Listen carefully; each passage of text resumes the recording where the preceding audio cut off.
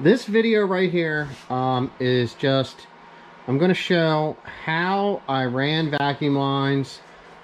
This is a, let's just say a fresh big turbo install with a fuel return kit. We're still running the stock rail. We're going to be doing a manual boost controller, and we installed an aftermarket blow-off valve and hard pipes, okay? So, I actually routed the hoses from the back. Now, on your turbo, where the outlet is down here, there is an outlet, okay? So that hose is going to come out. It runs up to my boost controller here, okay? And from this boost controller, I'm running over to my wastegate, all right? So on my wastegate, I have a spring in here. This comes set at 14 PSI, all right? So right now, since I'm going to be starting this and we're going to be working this through the tune, I want my lowest boost possible, all right?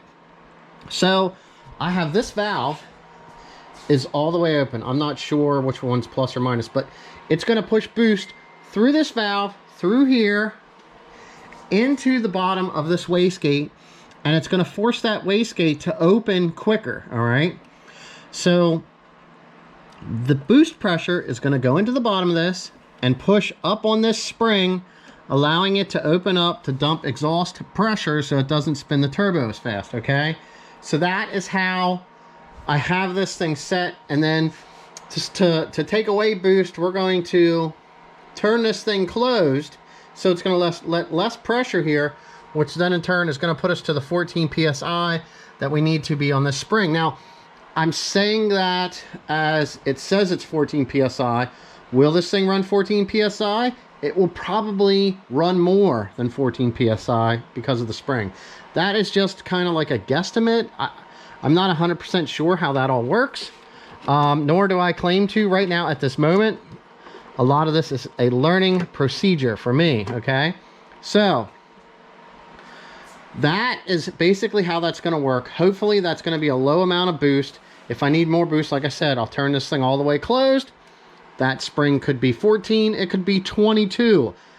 It's one of those things. It's going to be different with whatever turbo's on here. It's going to be different with what the compression of the cylinders is in the motor.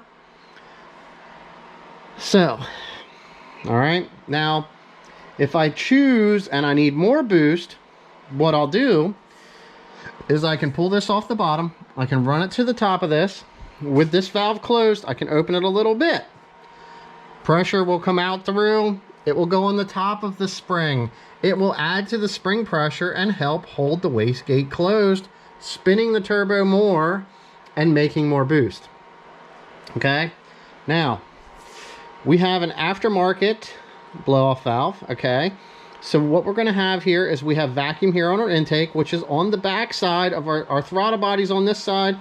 So everything from here to the cylinders, that pulls vacuum at an idle, okay?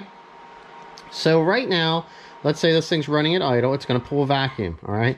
So it's pulling a vacuum here, which means it's pulling a vacuum on this, which should technically have this open, or when it needs to be, it will open it. These have springs in also. Now, vacuum's going to travel into this T. From this T, it's going to travel all the way over to this fuel regulator. Now, when that has vacuum, it's going to make that fuel pressure less, okay? And with no vacuum, it's going to go up.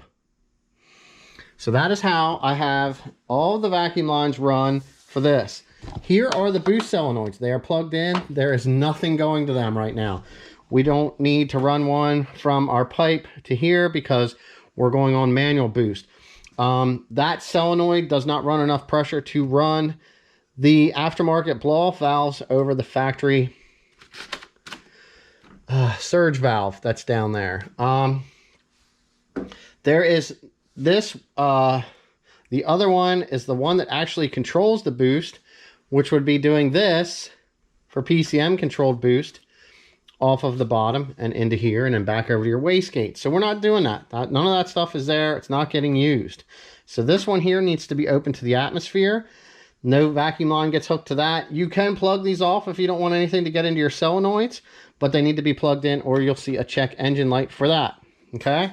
So we have all of that done. that's all of our vacuum lines. Hopefully this kind of just helps out with this. I got a little bit more routing here to do. I'm probably gonna, you know, I'll put some zip ties on this stuff here just to hold it together. I did run a bunch of stuff down around, like see here's my coolant line I ran underneath. It comes into the bottom of this one kind of dumps it off the top. Here is that one, okay? I might shorten that out a little bit. I kind of left it a little long because I wasn't sure. Some of this stuff, when you do these things, running them this way, basically you're testing them. So, I mean, I could go take this thing for a ride. It could be okay, and then I could hit boost. Even though I have zip ties on here, they could slide off this T. Or this one could pop out down here, even though it's really nice and tight. It's just some of the stuff that you'll find out that you'll straighten out down the road.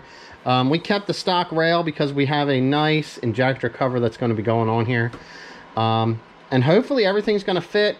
This car is almost to the point of getting test fired. So everything is in here. That's how we run our vacuum lines. And hopefully that helps.